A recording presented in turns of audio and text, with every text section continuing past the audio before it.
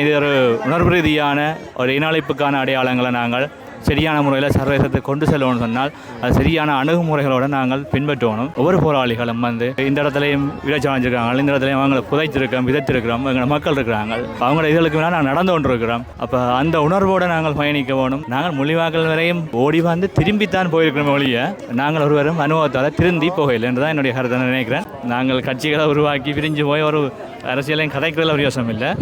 நாங்கள் எங்கள் உரிமைகளுக்காக அரசியலமைப்பு சட்டங்களை மாற்றுறதுக்கான நகர்வுகளை தான் முன்னெடுக்கணும். அதால் தான் எங்களுக்கு தீர்வு கிடைக்கும். அந்த தலைமைக்கு பிறகு தான் எங்களுக்கு நல்ல ஒரு சமுதாயம் கட்டி வைக்கப்படணும்னு நான் நினைக்கிறேன். போராட்ட வாழ்க்கையில் இருக்கிற மக்கள் என்ற ஒரு சக்தி எங்களோட ஒற்றுமையாகவே எங்களோட ஒரு சொல்லோட எங்களோட ஒரு வழிநடத்தோட இருந்தாங்க. இப்போ எல்லாருமே வழிநடத்துகிறாங்களே எங்களோட மக்களை.